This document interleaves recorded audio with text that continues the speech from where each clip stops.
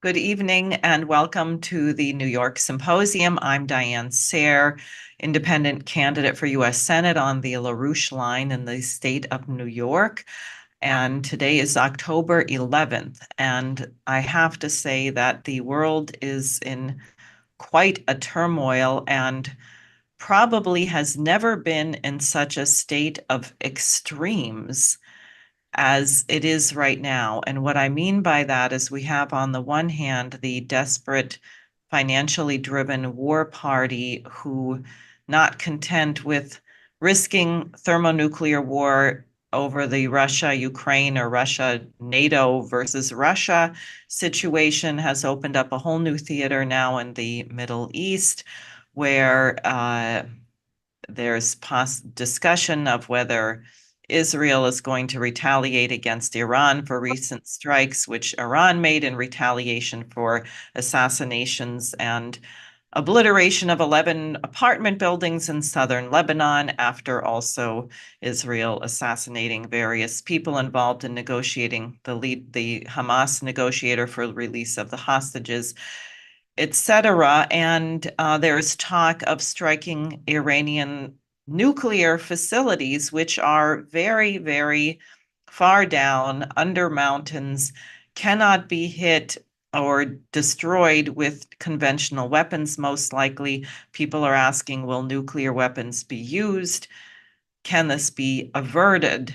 And we had a call today with Helga Zepp-LaRouche with various figures, including Scott Ritter, former UN weapons inspector, who gave a very stark warning saying that at this point, Iran is probably very, very close. They have the delivery. He said it's primitive, but could assemble the fissile material within perhaps a week to have a nuclear weapon, which they feel would be in their self-defense. So there are all kinds of ways this can spiral out of control, bringing to mind the speech of General Douglas MacArthur on the battleship USS Missouri at the end of World War II, having witnessed the horrific destruction of the bombing of Hiroshima and Nagasaki, and realizing that humanity now possessed the ability to completely annihilate itself. And MacArthur's point is, he said, we have had our last chance. We must come up with some other way of resolving disputes, and that it seems that our advances in science have outstripped our culture, our morality, our ethics. And I am hoping that we can prove that that is not true. And the other, therefore, extreme, I found at a conference which I attended, held recently on the sidelines of the UN General Assembly, I guess, hosted by Nuclear New York, called Nuclear Symposium 2024, Uplifting Humanity. And this is by far the most optimistic gathering of people I have attended in years. That it has dawned on people, there is a principle of natural law. If you want to have energy, then you're going to have to go to nuclear power, period. Now, I may not appreciate some of the reasons why we want this energy, like building giant data collection centers and cryptocurrency and things like that. But the point is, it's becoming clear to a growing number of people that we actually can't live without nuclear power. Fission now, hopefully fusion in the future.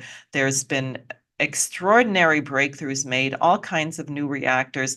This conference was dominated by young people who are nuclear engineers and working in the field. But the first panel was actually on the question of waste, and not just disposal, but also reusing, recycling the waste. Tremendously optimistic. And as people may have heard, 3 Mile Island is now being reopened. Unfortunately, in the state of New York, we had the policy of drilling holes through containment vessels and, like, I mean, creating conditions where Shoreham cannot be reopened, Indian Point cannot be reopened, but that doesn't mean we can't save the nuclear power plants we have and also consider bringing new nuclear power online, especially to areas like the Indian Point facility where you have the transmission lines, which is very important. So I'm not going to say more except to say, as always, guests who appear on the symposium with me are not endorsing my candidacy or any candidate per se, that the views expressed by my guests are their own. We may or may not agree with each other on everything that is discussed, but the point is to have an open discussion to educate the electorate and really, I think, to let people know that I think mankind is at a crossroads. Either we're going to move into a new paradigm where we use the incredible breakthroughs that people are making for the good of humanity, or for annihilation and self-destruction. So to start us off this evening, I'm going to go to Eric Dawson, who is the co-founder of Nuclear New York, the host of this conference, and I think he can put some of what I've said in perspective. So welcome, Eric. Really glad to have you here. Thank you, Diane. Really appreciate you having me here. I know you had me a couple. I did a good job that you've asked me back. I'm going to try to share my screen here. Let's see. Can you see that? Yes. Yep. So rather than talk about nuclear energy in general and give a pitch for, I have a feeling I would be preaching to the converted because most of us here are already pro-nuclear, and you can see some of our other presentations if you're interested in that. I thought I would just give a kind of recap of the excitement around nuclear energy in the last few years.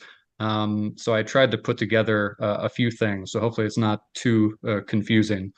And again, I'm Eric Dawson from Nuclear New York. We are a nonpartisan group that simply wants to expand and preserve nuclear energy. So I'll give you a little bit of the story of Nuclear New York. Basically, several of us in New York City had been reading about different aspects of the politics of energy and climate policy and environmentalism. And slowly but surely, we kind of put together different facts, and we all came together slowly in 2019, where we discovered that nuclear energy is the most reliable form of zero emission energy, and it uses the least land and least materials on a per energy unit basis. So that kind of convinced us. Many of the charts showing the long-term carbon footprint being the lowest of anything, and if you look at deaths per energy unit produced, nuclear was just as safe as renewables. There's a lot of misinformation about it. And so in learning about it, we discovered that Indian Point, the closest nuclear power plant to New York City that provided the vast majority of its clean electricity, was about to be shut down. And the shutdown was because of these pushes, mostly from environmental groups, what we call the big greens or the legacy groups. And these groups are, the kind of big names of what you would think of Greenpeace and NRDC and Riverkeeper and Sierra Club. All of them are anti-nuclear. And so we decided to do our best to try to stop the shutdown, but we were pretty late to the party. But in coming together, we realized this is actually a lot bigger than one plant. We should try to expand this technology globally as much as we can. And that's what we've done. So again, this is a picture of Indian Point.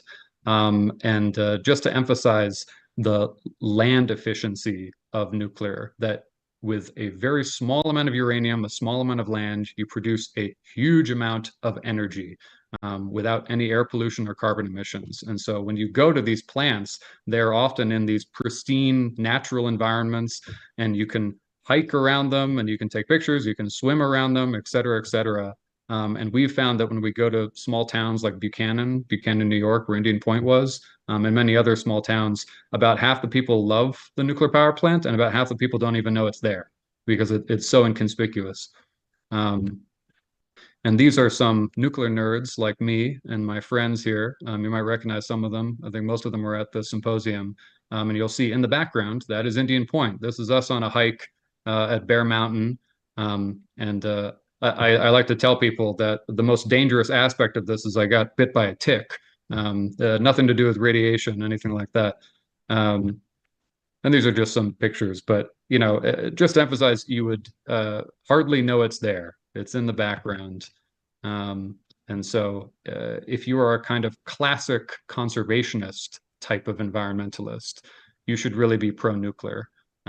This is the best way to preserve nature, preserve wildlife, etc. Um, but just to jump in, this is a graph from NISO. This is one of the major agencies that monitors electricity in New York. And so, again, the major environmental groups that, especially in the 21st century, just wanted to reduce carbon emissions, what did they do? Let's look at the actual results of what they did. In shutting down Indian Point, which eventually happened in 2021 finally, but the last year that both reactors, two reactors were online was 2019. You'll see in this official report, 2019 had the lowest carbon emissions of any year in the 21st century, and it has not gone down to the same level since then. So again, these are the groups that say this is an emergency. We need to do everything we can to reduce fossil fuels and reduce carbon emissions. And yet they shut down the most reliable source of zero emission energy in downstate New York that provided the majority of zero emission electricity to New York City.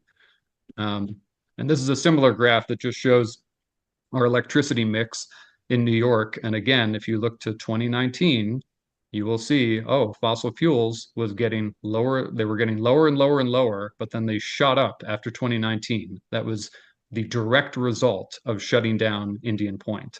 And even if you don't care about carbon emissions, if you just care about air pollution, this definitely had an effect on air pollution. How much we don't know for sure, but some estimates are in the, maybe 100 deaths per year, something like that, just from breathing in particulate matter.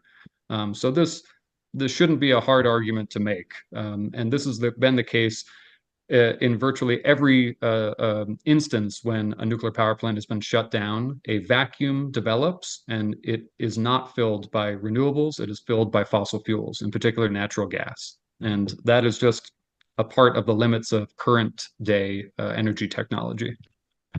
And the last point about New York I'll make that I love to say, and I did not think of this phrase, I wish I did, but it's a Dickensian reference to A Tale of Two Cities. They say a tale of two grids. So in New York, we have this kind of cultural political divide between upstate and downstate. Upstate is mostly Republican. They don't really care about climate or environmentalism that much. Downstate, they're more Democrat. They march for climate all the time. They're very concerned about the environment. Despite their good intentions, in upstate New York, they have a 90% clean grid with 3 nuclear power plants fully operational. Downstate, after shutting down all the nuclear power plants, they have a 90% fossil fuel grid. So there is an extreme gulf between intentions and results. And this should be the real lesson that is learned from the story of Indian Point. So I'll talk a little bit more about the 2020s. As I see it, we have a convergence of a few different pressures, a few different movements. So we have climate activism to try to reduce anthropogenic carbon emissions as much as possible, which also reduces air pollution. Then we have inflation, big election issue this year, and everybody wants to reduce inflation. We have concerns over national security, especially an overdependence on other countries like Russia, China, and OPEC countries. And we have this search for bipartisanship, where we're not finding that much of it.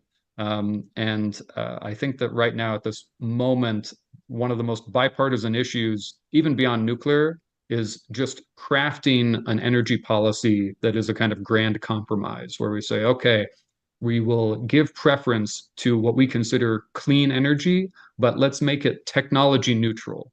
So it can be inclusive of solar and wind, as well as hydro and geothermal, as well as nuclear fission, as well as potentially nuclear fusion, as well as carbon capture or hydrogen or anything else.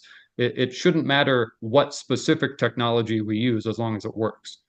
And I would argue we are in a nuclear renaissance right now, especially compared to 10 or 15 years ago. And the more specific timeline, we all probably know this, but in 2020, obviously, COVID hit globally, pandemic, draconian lockdowns all over the world. This caused a bottleneck in supply chains, caused an impetus for stimulus spending, and so inflation sparked in 2021. Then inflation was furthered even more by the Russian invasion of Ukraine in 2022. And so at this point in 2022, all these pressures kind of, I think, converged so that the EU included nuclear in what is called their green taxonomy, where it's given certain government preferences. And the same year, 2022, under Biden, the US passed the Inflation Reduction Act. And although many people object to many aspects of it, it's a big bloated bill and it was partisan, et cetera. In it included making clean tax credits technology neutral, in particular the ITC and PTC, the investment tax credit and production tax credit, turning out to be danger because the main roadblock to building nuclear is in initial expenses. It's very expensive to build. Once it is operational for several years, then it's very cheap, but getting started is the hard part. So this has ended up helping a lot. And I'll just go through the timeline of just this year, which has actually been pretty exciting. Earlier this year, it was officially announced that Palisades nuclear power plant in Michigan will be the first decommissioned plant, nuclear plant in the US to be recommissioned, hopefully next year. Amazon announced it would buy a nuclear powered data center from Tallinn Energy called Cumulus, receiving electricity from Susquehanna. Here in the Empire State, NYSERDA, the New York State Energy Research and Development Authority, hosted a Future Energy Economy Summit addressed by Governor Kathy Hochul, in which they issued, NYSERDA, a draft blueprint for consideration of advanced nuclear technologies. It's quite a mouthful, but it is a major shift in a pro-nuclear direction, which will hopefully continue after election season. But it is a small step forward at the very least. Larry Ellison announced that Oracle will be designing a data center powered by 3 nuclear small modular reactors, SMRs. On the West Coast, where our friend Scott is from, the primary electricity provider for the San Francisco Bay Area, Ava Community Energy, officially approved receiving electricity from Diablo Canyon Nuclear Power Plant. Again, it seems like a no-brainer, but this was a big battle, and a lot of us were involved in that over the course of years.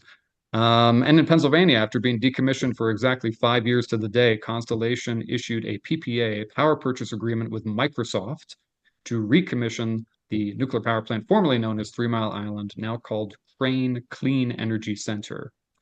And last month, 14 of the biggest financial institutions in the world pledged to invest enough money in nuclear to triple its current capacity in the next 25 years.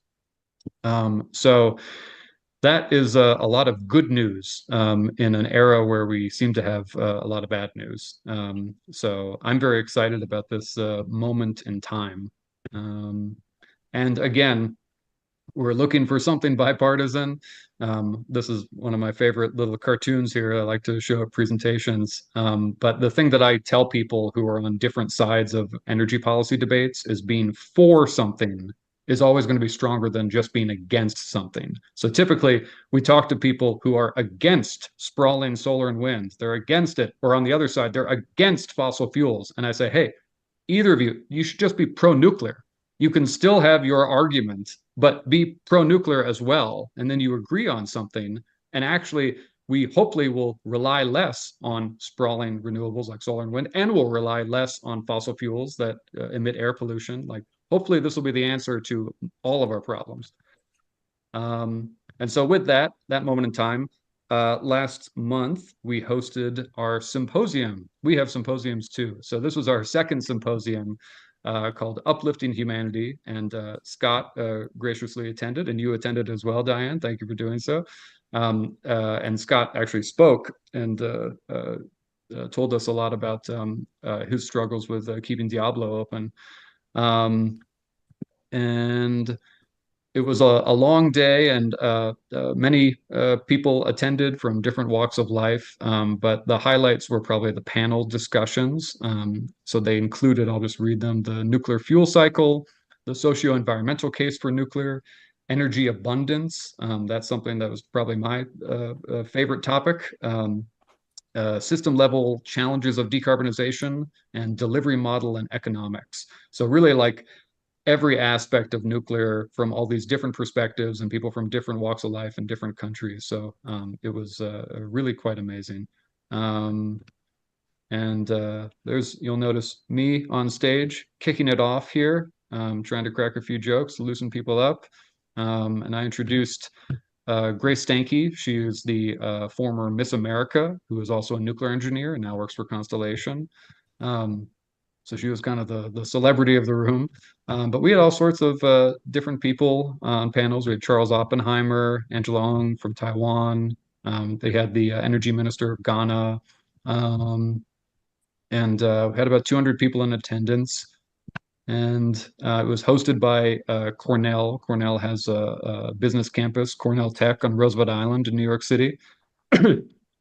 um, and we finished it off with an interesting group. They're called Event Wrap. So they're two guys who they listen to an entire conference, and it could be about anything. It could be about, vacuum salesmen or whatever. And then they put together all the information and then do a live rap song about it and point to all the participants, and they have a little line about everybody. So I was a little skeptical if it would work out, but it was quite fun and a lot more interesting than most energy conferences. And then this is us afterwards. And Scott, you're there too, Yeah. looking over the Manhattan skyline. Yeah, it was a fun time. So hopefully we'll do it again next year and every year thereafter. And one thing I'll highlight, um, a member of the Department of Energy, Julie, oh, I'm going to butcher her name. Julie Kozaraki, sorry. She gave a great presentation about a report that actually came out in 2023, but was refined and updated last month, that they're calling the Liftoff Report. So if anybody's interested in nuclear, I would strongly encourage you to go to the Department of Energy's website. You can go to liftoff.energy.gov, and they get into a lot of the nitty-gritty details about how to overcome these hurdles of high capital expenditures. And so the main themes here are that nuclear is so expensive to build, we need to mitigate those costs. And so the best way is just to emphasize the mass production of one design for economies of scale. FOAK is first of a kind, and then NOAK is nth of a kind. So first of a kind is always going to be the most expensive. When you do the second reactor, it'll be less expensive, third reactor, even less expensive, et cetera, et cetera. That was even the case with Vogtle, which is a notoriously expensive project in Georgia. The second reactor, much cheaper than the first. And she emphasized just at this point in time, we have very generous tax credits from the federal government, and we also have generous loans from the federal government. So businesses and investors should make use of these. And they should try as much as possible to have risk mitigated long-term contracts. And I'm not a lawyer here. I'm not an expert in finance, but if you think about, if you're going to buy a house, most people don't buy it outright. They have a long-term 30-year mortgage. You need to have a contract like that in the long term, where if certain deadlines aren't met, then you'll be compensated in some way. You can involve multiple parties, public-private partnerships, insurance companies, et cetera. But I think where there's a will, there's a way. And the short version is nuclear is not a bad bet. It's just a long-term bet, and it gets better over time. So if you really want to think what is the best energy policy in the long term, that's where nuclear really comes in strong. And I want to emphasize we had a representative from NYSERDA who shares my name, Eric, but he promoted the draft blueprint for consideration of advanced nuclear technologies. And so we are going to submit our own response from Nuclear New York to this. It's basically getting feedback from different constituents in New York on how they feel about nuclear power and how they would respond to the various objections. So we would encourage anybody who wants to participate in this to promote nuclear to go to NYSERDA's website. It's nyserda.ny.gov, and you can look for the draft blueprint and find the way to respond. And the key points, if you are wondering what to say about nuclear to your friends or to a response in the draft blueprint or otherwise, nuclear is the most reliable, that's my emphasis, reliable, land-efficient, material-efficient source of zero-emission energy. And because of these unique qualities, nuclear should be the backbone of a grid, not just backup. That is our main pushback of the draft blueprint and everything coming out of New York right now. Is they say, well, nuclear is a good transitional source, or it's a good supplemental source. Maybe we'll keep a little bit around. And we say, no, no, no. It should be base load for our growing electric grid. If anything, it should be a clear majority of the electric grid. And going forward, we think in New York and in other states and other countries, as far as clean energy, whenever anybody talks about clean energy and tax credits and clean energy subsidies, we would push people to try to support technology neutral. So again, if it's clean, it shouldn't matter if it is solar or wind or hydro or geothermal. It shouldn't matter if it's nuclear fission, nuclear fusion, or carbon capture, hydrogen, or anything else. It should be technology neutral. We should just use what works, and nuclear happens to work. And if anybody's looking for a great model to base all of this on, it's France. They decarbonized without even trying 30 years ago. Basically, after the OPEC energy crisis in the 70s, Pierre Mesmer, he built up nuclear energy over about a 20-year period. And so for the last 30 years, they've had a roughly 90% zero emission grid, to very little to solar and wind, almost exclusively to nuclear and hydro. And that is all I got. Again, I'm Eric Dawson, and that's my X handle, Eric Scott Dawson. And you can go to our website, nuclearny.org, or look us up, Nuclear NY. You can also go to our YouTube channel. If you just type in Nuclear New York, you'll find it, and you can hear all of the many talks that just took place last month at our symposium. So thank you. Thank you. Thank you very much, Eric. And now we will go to Scott Lathrop, as you said, who was one of the panelists at the conference. He's the CEO of YTT Northern Chumash Tribe. You can say the name of your tribe, Scott. I don't want to try to do that. That's fine. And really actually got my attention in a very happy way with some of his comments, so I won't say more. Scott, why don't you go ahead? Great, fantastic. We have the slides put up and we'll start off here, hopefully. While we're getting the slides put up there, first of all, I just want to say thanks a lot for inviting me to come speak a little bit today. We're always anxious to share a little bit of our story as far as what's happening here on the Central Coast or the Patriot Coast, our homeland. And as the ancestral tribe that is hosting, I want to say, Diablo Canyon Nuclear Power Plant, we have a rather interesting connection with the plant itself. It's not always been a good connection, but I think as time went on, it's really a positive thing for our tribal community.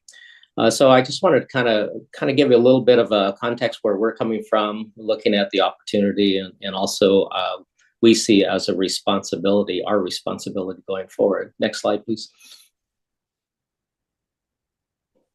Just a little bit about myself. I am the acting Chief Executive Officer for our nonprofit. Our tribe is Yaktichu Yaktalihini tribe. It's a little bit tough to say, but in our local area, it's perfectly fine to call us by YTT. We're not offended if you do that. Not to say a lot about myself, you can read that there, but it's something that I've been doing in retirement as far as this position. Very passionate about what we're trying to do here, and that is, of course, regain some of our ancestral homeland on the Patriot Coast. Next slide. I'm not sure. I don't think this film is going to work, so we'll skip right over that. Pretty good film. We'll give you a place that you go online and maybe take a look at that. I'll make sure that it's on our YouTube channel. Just wanted to kind of give you first a little bit of history.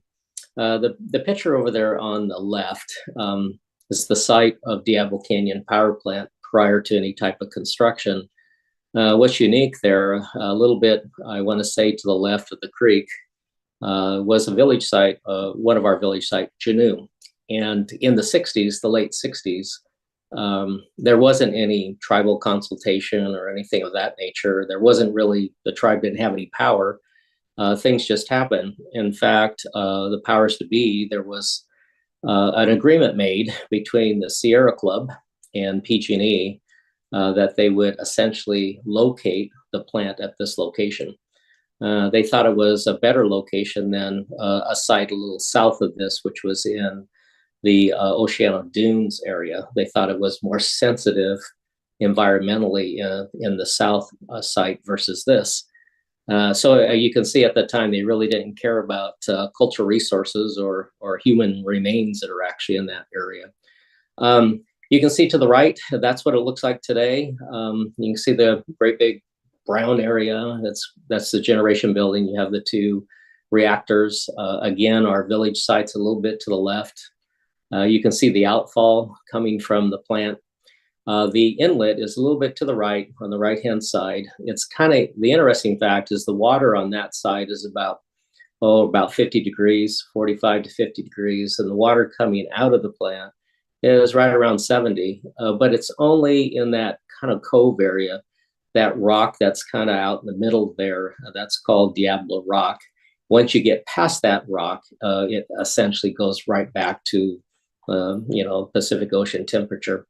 And the reason I wanted to show this is that we have a real connection to the land. We believe that whether it's a God-given resource or man-made resource, it's essentially our responsibility as far as stewardship to make sure decisions on what happened with those resources are, our voice is heard on that.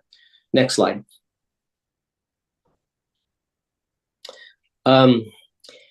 The plant was essentially started construction in '68, and of course, right around the year of 2016, the state of California had this great idea that they needed to decommission this plant.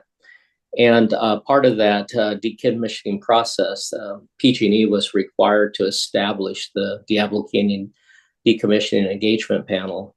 As a tribal member, I was appointed on the panel, and the panel created this report. And essentially what it is, it's the community's vision on what to do with the property after decommissioning, or what to do with some facilities that maybe would be appropriate for repurposing. And this was kind of a pivotal time for our tribe, because what we discovered is that PG&E at that time was under direction of the Nuclear Regulatory Commission to actually return the site to its original setting, if you will.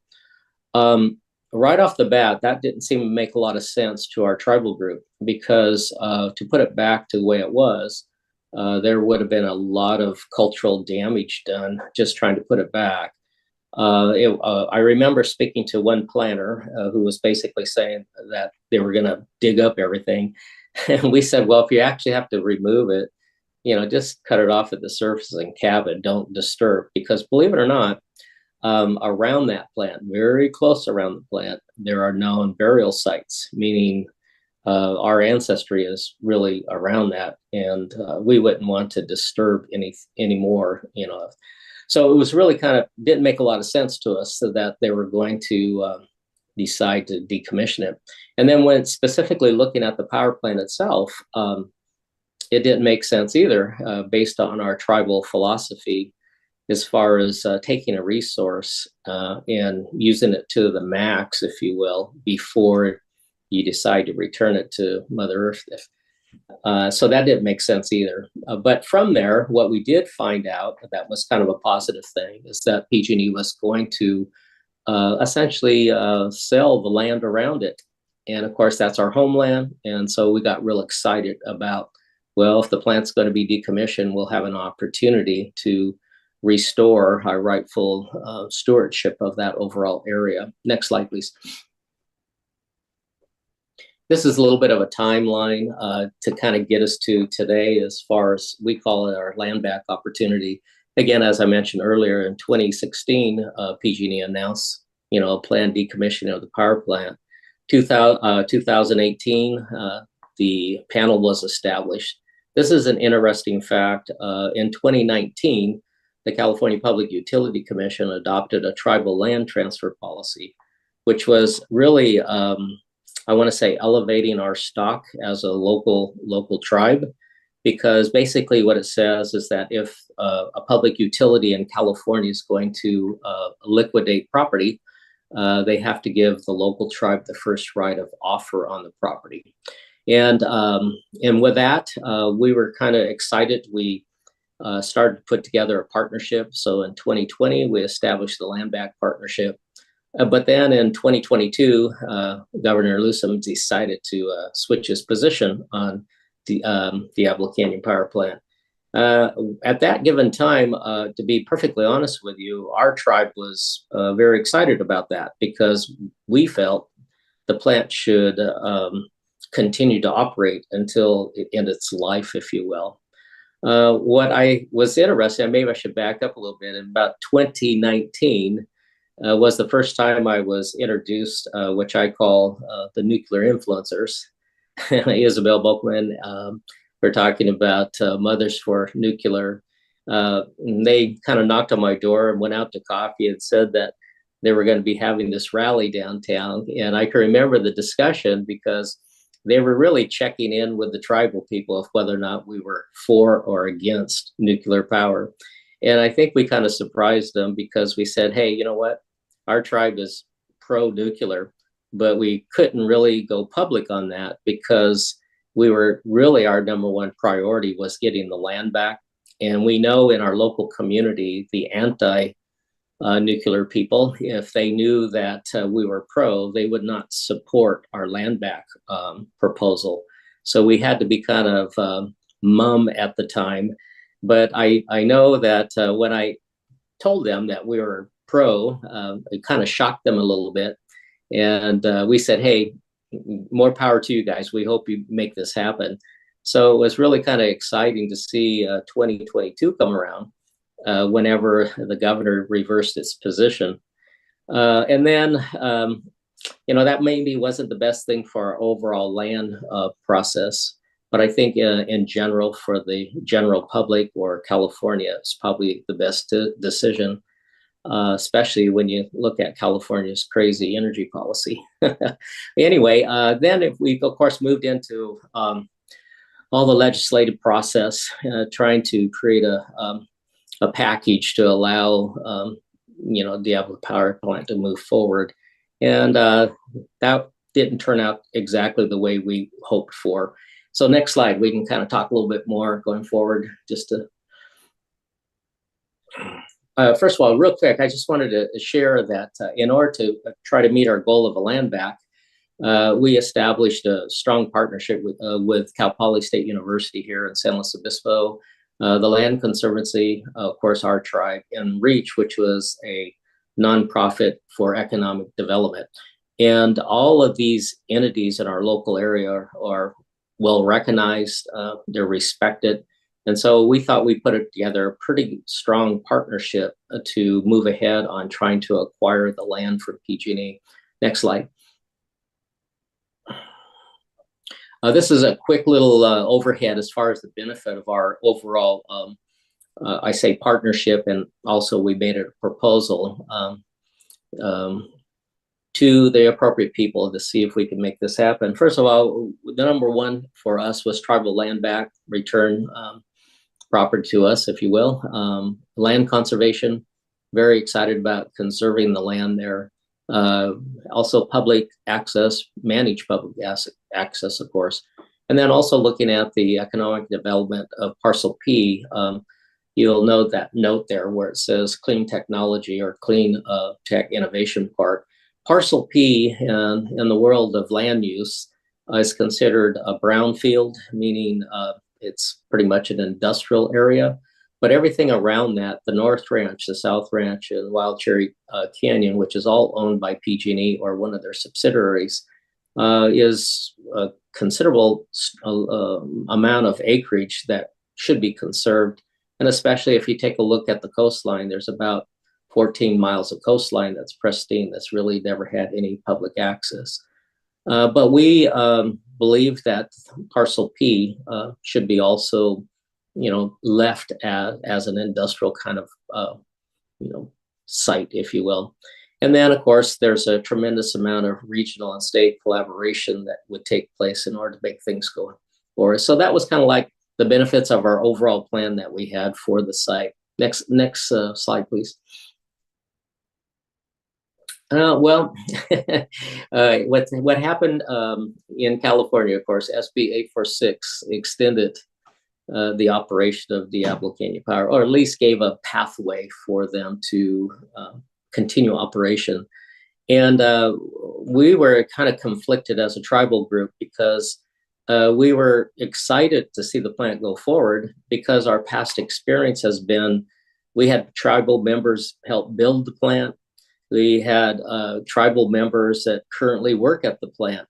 So we have totally a different perspective as far as the benefit of the overall plant there. And we're well schooled on all the pluses and minuses, you might say, of nuclear power.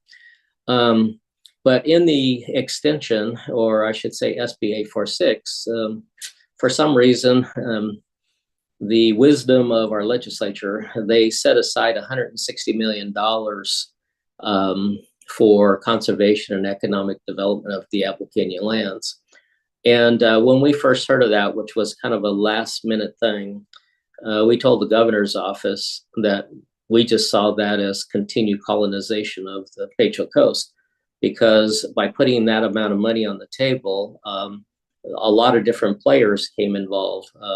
Supposedly conservationists like the Sierra Club, the Nature Conservancy, all of a sudden now people are interested. And so that was kind of a negative force, even though we're pro-nuclear. Next slide, please. And there's other things that with the extension of the power plant is also creating some additional pressure on our homeland. If you look at the bill real closely, 846, they also appropriated up to almost $1 billion for what, of course, they're classifying as clean energy. And that's kind of like code for offshore wind. And so that's a little concerning as far as any future impact on our coastland, because Diablo Canyon has a switch station that everybody is looking to connect to. But in order to do that, they would have to probably build some kind of station to receive that power from off the coast in order to put into the grid. And so that's concerning, because we see that as additional development on our coastline there. And then because of the fact that they put 160 into the bill for conservation, we see that potentially there could be an excessive amount of public access, which is a little concerning for us also. Next slide, please. Now, what we envision, of course, of that coastline is to, protect or honor the past, live in relationship to the land, and then, of course, focus on conservation. And then I think this is the most important thing, especially for tonight's discussion. It's the idea of the light footprint on Parcel P. And we would say we're pro-nuclear. We would like to see Parcel P continue as a nuclear generation production site, if you will, even if that means, well, definitely continue operation of what the plan is there now. Look at new gen, anything else that potentially could happen on that site. We're on record as being totally anti-offshore wind, and of course the other part would be the education side, to partner with our local university for. At this point here, I just want to throw out a few thoughts in reference to, I think, what Eric was talking earlier about the small footprint issue. Our tribal philosophy, our environmental philosophy, is that you should be taking very little from Mother Earth, maximizing the use, and then returning very little. And so when you take a look at the three types of generation, offshore wind or renewables, if you will, the fossil fuel area, and then nuclear. When you really sit down and ask the question, which one of these types of generations has the smallest impact on land, on water, and sky, it becomes, to me, very obvious. It's nuclear. And then when you think about the density as far as uranium, the amount of energy you can get out of a very small amount, again, from a tribal position, it seems like so obvious. It's really heartbreaking to us to see so many subsidies and tax breaks and so forth pushing industries that are, in my opinion, very, very detrimental to, we say, Mother Earth, Father Sky, and water. And so, we really appreciate the opportunity to kind of share that story with anybody that will listen. We believe that we should be putting all our energy, all our resources, all our talents in nuclear and moving down all those paths for innovation.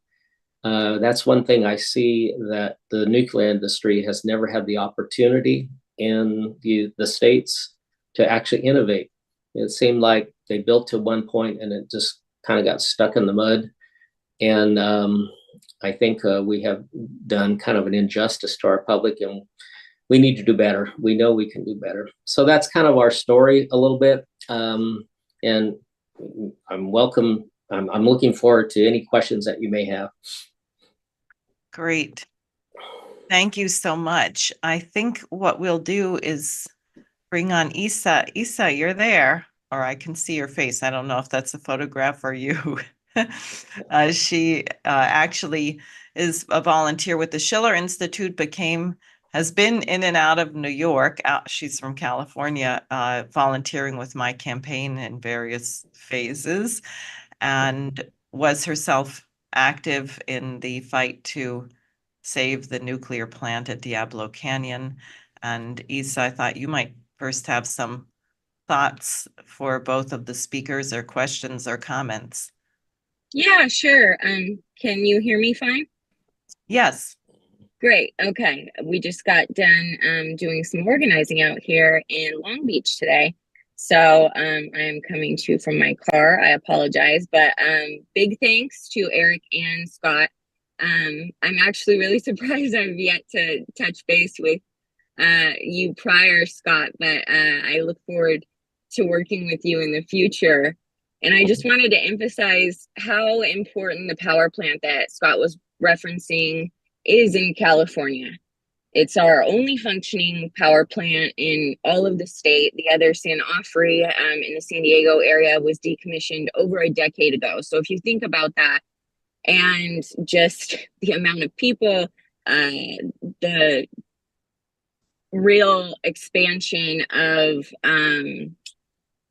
I guess, urbanizing the state and just how many people are here and that sort of thing, it's absolutely necessary that we have reliable energy. And myself, as Diane mentioned, and some other volunteers have been fighting to educate people and just, again, make it known that nuclear is zero carbon emissions. And we have been speaking to people about that for a couple of years now, and what a necessity it is until we have fusion in place. So we did some work together with a couple groups. George Erickson, I believe, with Nuclear Reality was a big help. Heather Hoff, as Scott mentioned, she's the founder of Mothers for Nuclear. She was also at the event in New York about a week ago. And she's a very interesting gal. I'm really grateful for her because she is the founder, again, for Mothers for Nuclear, but she brings in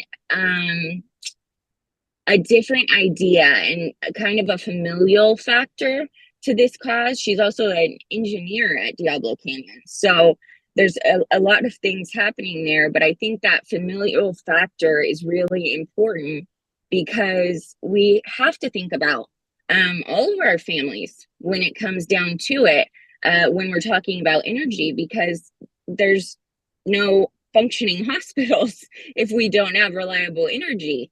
And I think about that often, and that idea that I think has been discussed within TLO and many different people that are pro-nuclear. You can't give birth to a child in a hospital really very safely without reliable energy. And again, God forbid we're put in a public safety situation like we were with COVID. What do we do then?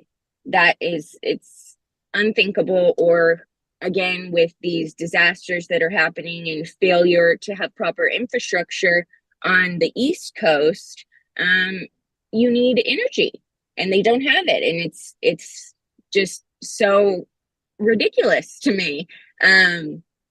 So I'll kind of just finish up here and say that I learned a great deal traveling through upstate New York, especially with Diane. Over the past couple of years, we were up back and forth quite a bit. And we saw so many of the non-functioning windmills that were taking up so much previously viable land. Again, Scott kind of mentioned that, whether it be land that is incredibly special to certain groups that was once theirs, or it simply could be providing land to farm. And that's also something that is a big issue and is scarce in so many urban areas in New York and California. So it just makes sense to go with nuclear. I see it a lot also when I travel through the Central Valley of California, who has been very anti-windmills, but still land is being bought off at extraordinary rates. These farmers can't just continue the way that they are due to just different legislation and that sort of thing. So again, the dozens and dozens of contacts that we made to push to save Diablo Canyon. And just to be clear, it was slotted to be shut down this year. I think was going to be the Unit 2 shutdown. I might be mistaken, but I'm pretty sure it was going to be absolutely done by this year. And we now have an extension of 5 years. That is so major. It's not enough, but it's a great step in the right direction. So I'm just so grateful for these groups and people within the organization that have taught a lot about science behind nuclear power, how it functions, and how to distribute the remains after the plants have reached their expiration date, so to speak. So again, if anyone has any dedication really to saving the world, we have to think about nuclear and fight to save it until we've reached fusion. So thank you for allowing me to share, and thanks for these great presentations. Thank you. So I have a couple of questions for Scott and Eric. One being, what are some of the common misconceptions that you run into? I think I know a lot of them, but I'd like to hear from you, and maybe different in different places, from people who oppose nuclear energy. And also the theme of the conference, part of the optimism of the conference in New York, this question of humanity and the interaction between Angela, was that her name, the young woman from Taiwan, and the energy minister of Ghana, because she made the point that when she was a child, someone said, well, Taiwan is only third world, all you can make are Barbie dolls.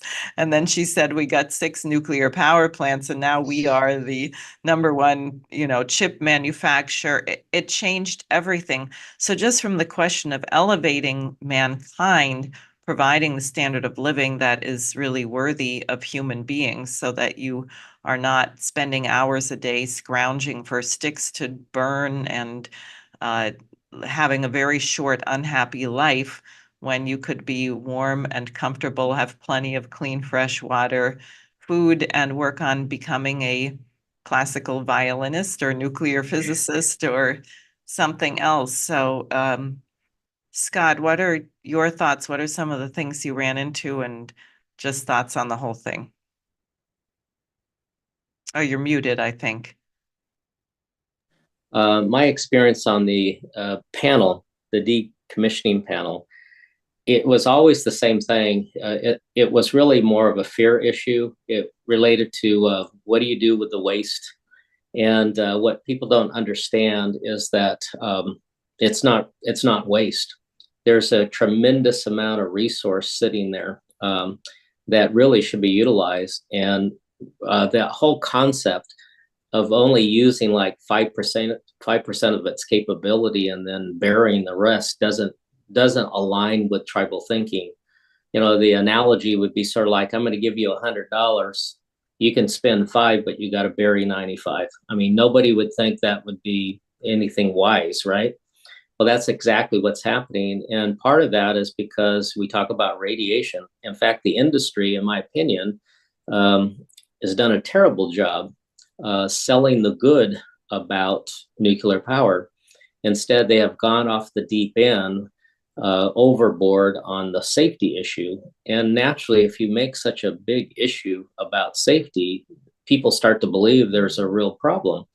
And once you learn a little bit, which I have in this last year because of our partnership with North Carolina State and Mothers for Nuclear, which, you know, we got funded by the Department of Energy to do public engagement. And a big part of our presentation is Dr. Hayes. He gives his information about radiation. And when you start looking at that, you're going, what are we afraid of? It's a knowledge issue, you know, and I guess the opposite of fear is knowledge. And so that's the biggest thing that I see trying to get over. And then just to kind of bring it back to kind of more of a native perspective, we were very fortunate on the coast where we live. We've had an abundance of resources, and because of those resources, we were able to develop our culture a lot faster and more complex. You know, all those things happen simply because we had resources.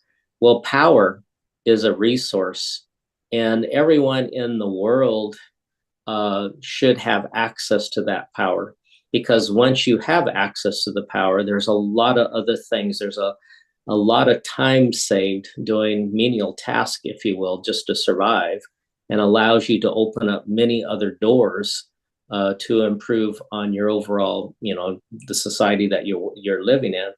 So it's really troubling to me a little bit because us as Americans, you know, we're sitting over here kind of pious, if you might say, driving our Teslas and going to our fancy coffees and all that kind of good stuff. And we're trying to force a round peg in a square hole in the weather reliant renewables. Mm-hmm. And you have people in the rest of the world, you know, still burning dung or something to cook their food. That is, to me, that's not right. And the only way that you can make that happen is make power abundance to people of the world. And if we're going to be on that path, nuclear is the only way to go, simply because you take very little from Mother Earth, you maximize the use, and you return very little. And none of the other generation sources can do that, not to the level that nuclear can. I understand it's probably more of a political stance or comment when we say everything is, you'll do everything. And while I'm not, I don't fall into that camp, because when you say everything and, you know, you're putting solar panels across the fields and you're putting windmills everywhere and you're mining stuff like crazy in order to produce batteries and everything else. Well, see, I'm not an every type of generation guy. I say we need to pick the best that's for those three elements, those three areas. And we should put our time and energy to innovate, maximize whatever you have to do to generate the most power out of that for the benefit of the community. I think that's my tribal kind of position on that. Great. Thank you. That's very coherent, I would say, with natural law. Yeah. Development it really is. It's wonderful. It's like, and what I don't get, it's like right in front of us. And so the only thing I can say is that it has to be driven by man's desire to make a buck or something. I don't know, or power. Right. Eric? Well, I wholeheartedly agree with everything Scott said. Very well said. Yeah, I think that the common objections are, you know, people talk about accidents, and so we have to say, well, there've only been 3 major accidents, and 2 of them resulted in 0 deaths from radiation. The only deadly one was Chernobyl in '86, and that was more of the fault of the Soviet Union, which famously disintegrated a few years after. People worry about the waste. No one has ever died from being exposed to nuclear waste, not because it's not dangerous, but just because it's easy to contain and the vast majority can be recycled. People even object to kind of what they view as unfair, harmful conditions of uranium mining in the 1940s. And they'll bring up these kind of emotional stories about it. And it's like, well, yeah, I'm not defending mining of any sort in the 1940s, but if you're really worried about mining, you should be pro-nuclear because this uses the least amount of mining on a per energy unit basis, especially compared with solar and wind and batteries and everything that goes with that. What else? Yeah, people talk about the expense, but again, it's there are countries who have been able to do this relatively cheaply. And you look at China, you look at South Korea, you look at France. And so I think a lot of it is just about making policy more reasonable. If we're going to have energy subsidies, just to try to make them more rational and more technology neutral, I think that will go a long way. We have done that mostly at the federal level. We could do it better and also do it at the state level. But probably my pet peeve is what Scott brought up of like just being for granted how much abundant energy we have in rich country, and people especially focus on just one aspect, especially being environmental or reducing carbon emissions. They ignore the forest for the trees and really miss out on well here maybe I can share my screen. You can see this population growth. Yeah, so the Industrial Revolution was a good thing. That is what I'm trying to say. And that this was driven largely by capitalistic burning of coal. Coal is reliable, and this lifted people out of poverty like nothing else in human history. There's some other graphs I posted the other day. This is on population. This is just on absolute poverty. I mean, just the incredible reduction in what we would consider to be abject poverty from the 19th century industrialization in the West, and then see how that's replicated in the 20th century in China and India and many other countries. Just burning more coal has helped people more than it's harmed people. So if we want to clean up the grid, if we want to clean up our society, we need to replace coal with something equally reliable. So I think this transition shouldn't be seen as going from dirty fossil fuels to pure as the driven snow, clean, perfect renewables. No, we should have a more practical, reasonable transition of we're going to go from coal to natural gas to nuclear, and hopefully, improve it beyond that. But right now, that's the best that we have. Oh yeah, this is infant mortality. Again, the Industrial Revolution helped alleviate the worst problems that humanity has faced. Thank you. That's great. I think it's really worth considering how certain nations are going to develop very rapidly once they have access to abundant, reliable energy. I'm eager to see what starts happening in Egypt when these plans that are being built by Russia get completed. I don't know if you know more about that, but I know there's talk about they, I guess, are moving the capital to a new location. So they're building an entirely new city.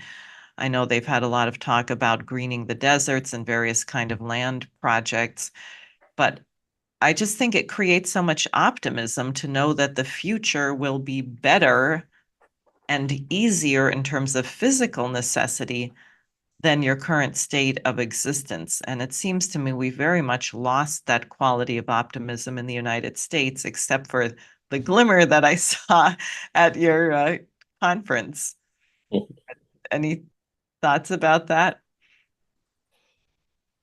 Yeah, I mean, I think that there's such an emphasis right now in rich countries on electrify everything. And so we're talking about electrification of vehicles and buildings and heavy machinery and people using more smartphones and tablets and laptops.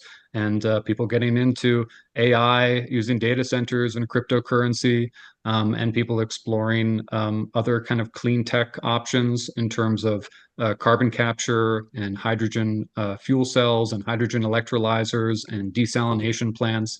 And all of these things have one thing in common. They require a huge growing supply of reliable electricity on a grid that everybody is demanding be zero emission.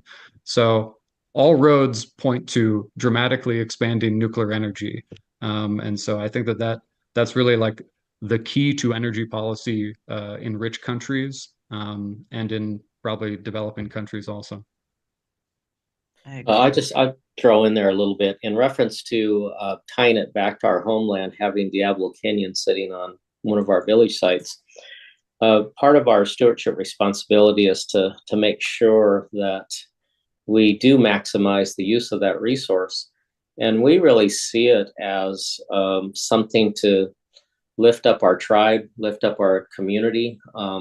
And so I can see just locally how that would be important to us to continue to be a supplier of energy. So I'm assuming that would kind of carry over to undeveloped countries, same type of thing. If you have a reliable energy source, it's going to open up other opportunities, other doors, if you will, for your community.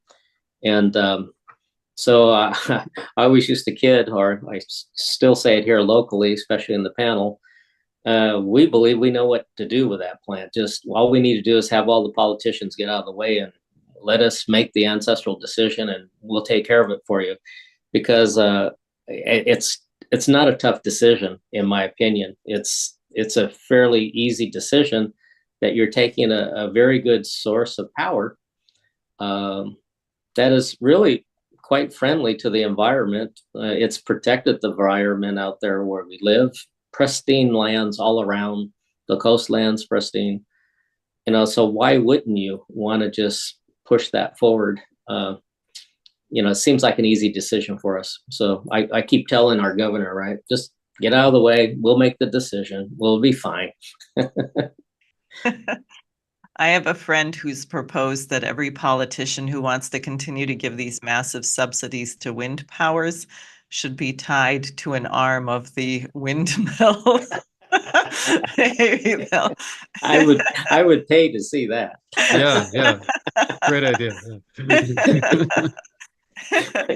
And I know a lot of farmers and fishermen who agree.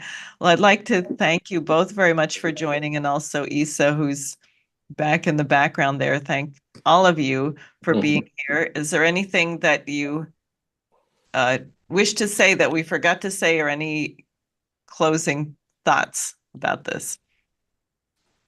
I would just say, if you want to hear more, then look us up on YouTube and on X, and go to our website, nuclearny.org. And I'll just throw out there, if you want to check us out a little closer, it would be YTT Northern Chumash.org.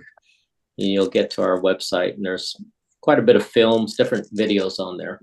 The other thing I would throw out there is that PBS SoCal in California, they did a documentary and they featured our tribe, Mothers for Nuclear and Mothers for Peace. And it was all about Diablo Canyon. So if you have a chance to Google PBS SoCal, you can see some videos there that might be interesting to all. Great. I'll say one other thing. Yes. If you look me up, Eric Scott Dawson on X, my pinned post is... Let me just ask, maybe Dave can put our names up again so people can see how to spell these things, if it's possible. Oh, yeah. While we're all here together, and then keep going while he does that. I was in a documentary about the shutdown of Indian Point made by Reason magazine. So if you look up Reason and nuclear power, or look me up, Eric Scott Dawson, you'll find it. It's only about 20 minutes, but it goes over the whole history of how this particular very vital plant was pushed to be shut down prematurely and wrongly. Great, thank you. So I will just again remind everyone, in case you missed the beginning, that participation on the SARE for Senate Symposium does not constitute endorsement of any political campaign. And I do want to urge people, Jose Vega and I are having a major event on October 26th in the city. It is a peace, you can think of it as an indoor peace rally concert. And I don't know if you have a link for that, Dave, that you can put up. It's vegasairpeacefund.org. And we will be joined by leading military and intelligence officials who really are experts on what has happened historically. Here it is. Yes, build a peace chorus against the ghouls of war. Someone had wanted to say dogs of war, but the dogs were offended, so we left it as ghouls. And there's myself and Jose. There will be a chorus. If you ever want to see me play the trombone in public, there will be a brass quintet, string quartet, and then interspersed with speeches by people like Scott Ritter, Colonel Larry Wilkerson, Garland Nixon, and others. I know Dennis Fritz of the Eisenhower Media Group, and others. And it's just going to be Russ Dobular of Due Dissidence. Extremely important. We have to do something to change the trajectory of the United States. The Russians said at one point that there seemed to be no circuit breakers. And that's my question. Where does someone draw the line and say this could be the end for all of us? Why don't we cut it out? And I think that requires a cultural shift. And that is why this event will feature classical music along with the speakers. So I hope everybody can join us. And it is vegasairpeacefund.org. And both of you, of course, are in Scott. I know it's a bit of a hike for you to come here. It will also be streamed, but you want to be there in person. So thank you both very much. And hopefully we will live a few more days and a few more weeks and have a chance to get mankind pointed in the right direction. Thank you so much, Diane. Yes, thank you. It's great to be here. Great to have you.